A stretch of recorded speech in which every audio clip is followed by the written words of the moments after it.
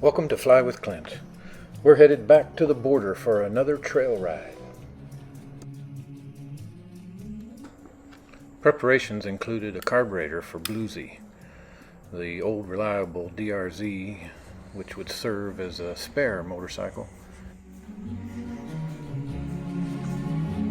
Okay, let's get to work. Our journey to Big Bend, Texas started on the 5th of December at a rather gentlemanly pace out of northwest Arkansas. We trailered the bikes for the 6-hour stretch to Clint's Coyote Ranch and Air Park. We're excited for the adventure as we transferred our gear and loaded up the Boxmobile. After a warm welcome with drinks and snacks by Clint and Carol, we settled in for what would be just a short night's stay. Road trip.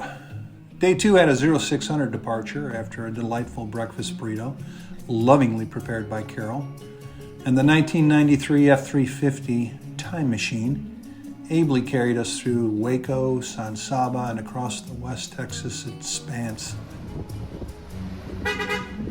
Bye!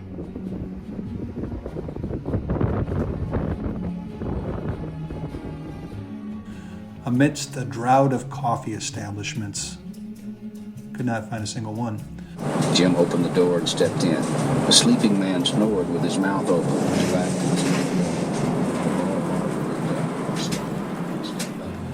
Listening to Dutchman's Flats by Louis L'Amour, we embraced our inner chi to the building rhythm of the F-350's lifters, which ultimately demanded a quick stop in Ira Ann, Texas.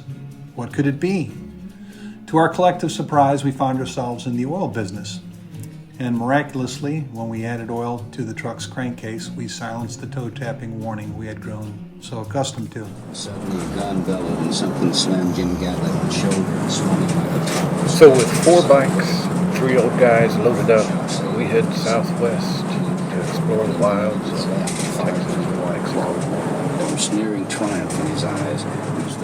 Later, when we finally rolled into Terlingua with the setting sun, we quickly unloaded our machines and gear and got ourselves settled. Later, riding the bikes, we set out to get fueled and enjoyed a nice stage view dinner and some toe-tapping tunes by Alex and Marty Whitmore at the Starlight Theater.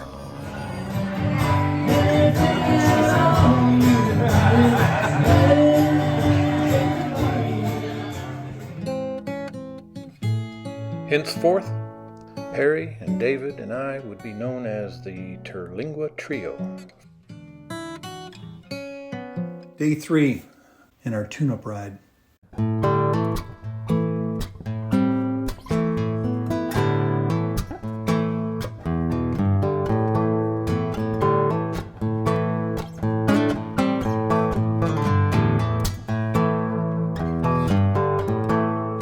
Half of my blood is Cain's blood, half of my blood is Abel.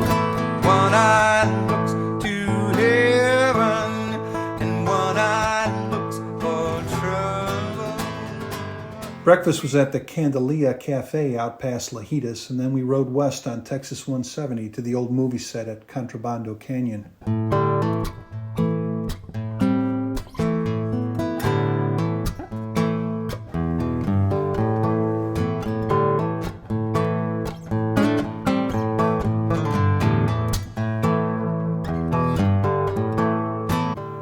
We covered about 75 miles combined of pavement and gravel, which was highlighted by riding up Reed Plateau and back out a scenic river wash to camp.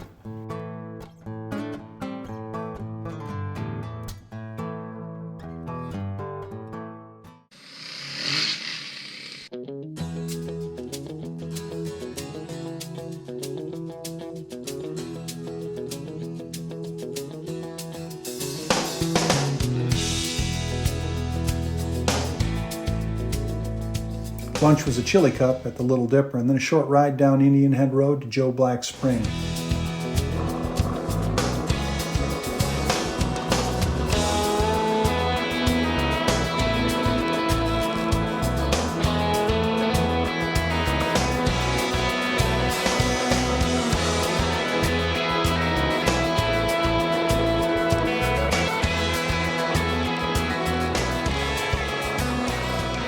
Dinner and a beer at the Chili Pepper Cafe rounded out the day, and then we went back to the barn to prep and plan for tomorrow's long day.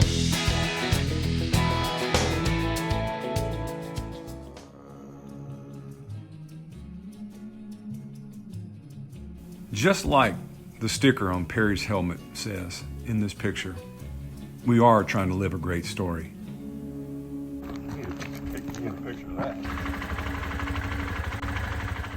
Day 4, December 8th, would truly be the long day.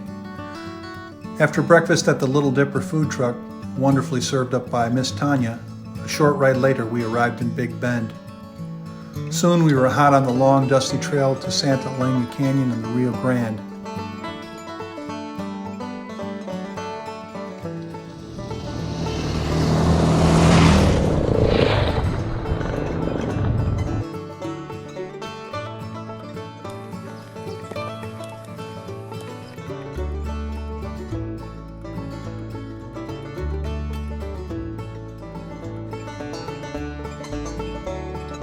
Tally Road and River Road took us past now inhospitable abandoned mines and scenic Iron Mountain.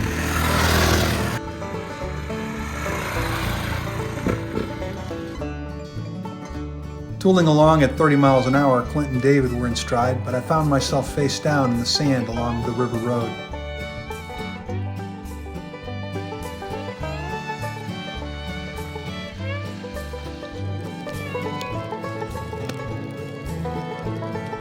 We soon came across some free-range horses, an amazing sight. After a short lunch and fuel at the Rio Grande Village, we anticipated a technical ride up Old Ore Road.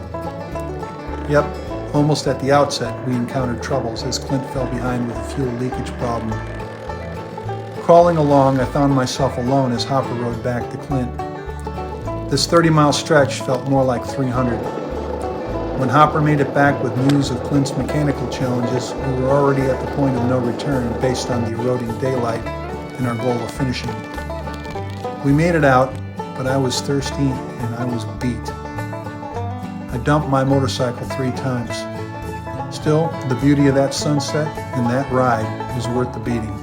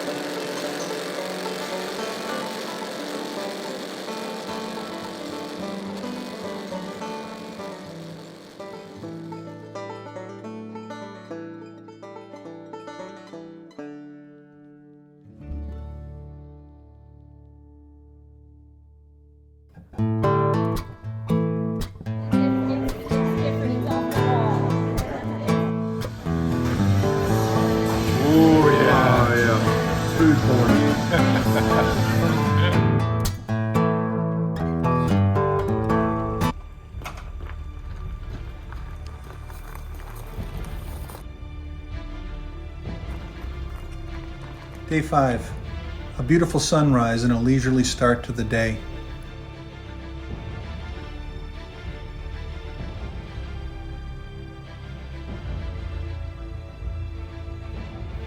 We headed out to La Posada Milagro coffee shop for a fine brew and a delightful breakfast burrito.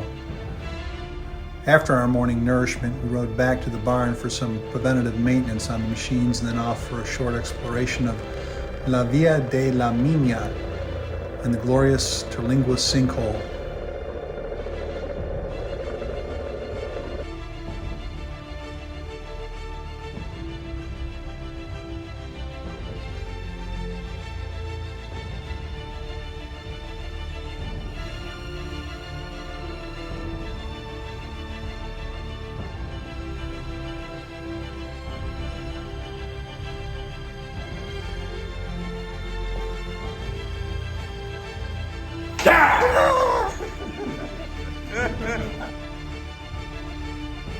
After a short stay in jail, we escaped for lunch at the Rustic Iron Barbecue for a heavenly brisket sandwich.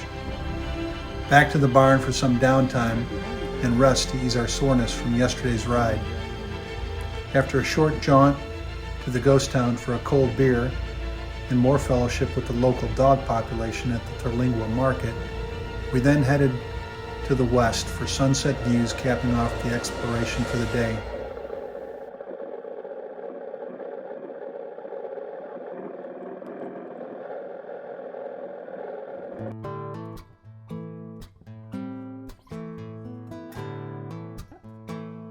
The evening was filled with a warm fire at camp and some soothing Maker's Mark to fuel conversations with friends and property owner Jim Easel.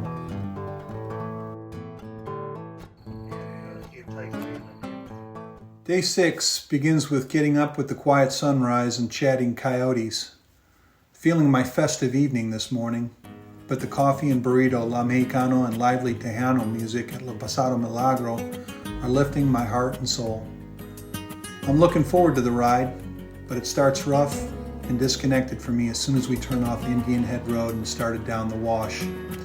Clint and David, once again, they're both in stride, but my life on the machine became absent of confidence to the point I pulled off and resumed less technical gravel routes. Fatigue is a deceptive adversary. Regardless, Clint and David ran a smart tempo and we found ourselves on a delightful ride to Chizo's Basin. After a cheeseburger lunch at the Lodge restaurant, our trio headed down the valley over gravel to Balance Rock.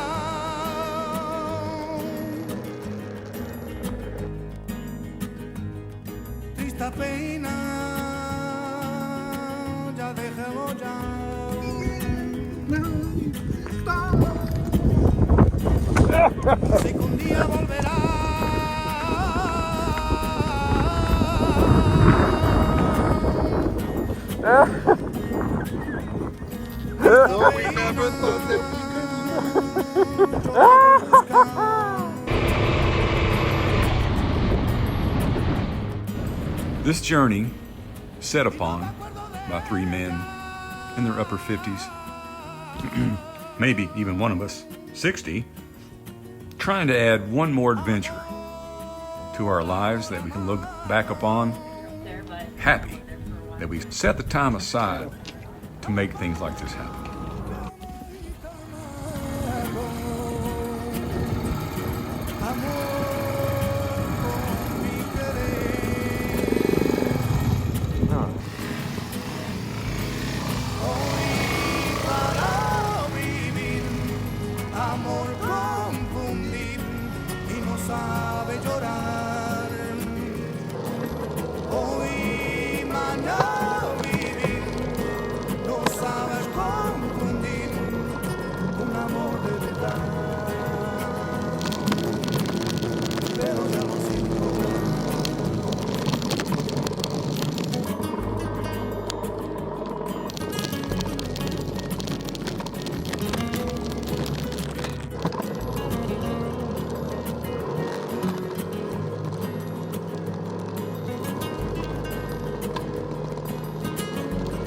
Our day was almost wrapped, save Clint and David exploring one more dry wash, Rough Run Creek south of Study Butte.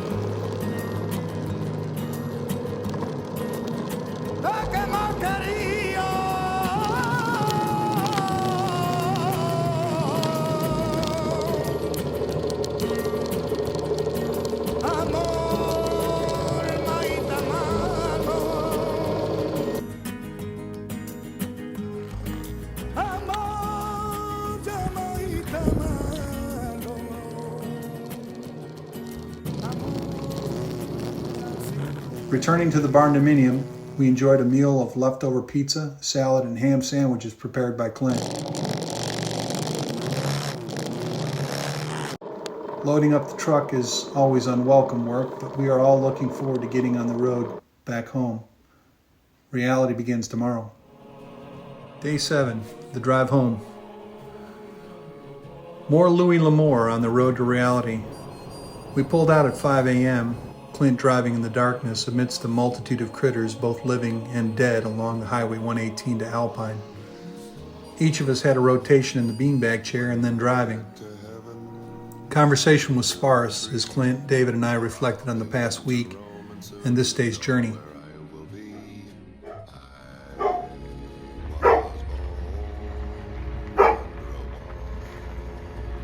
With stops, the drive to Corsicana required almost 12 hours as we arrived at Clint's place with the setting sun.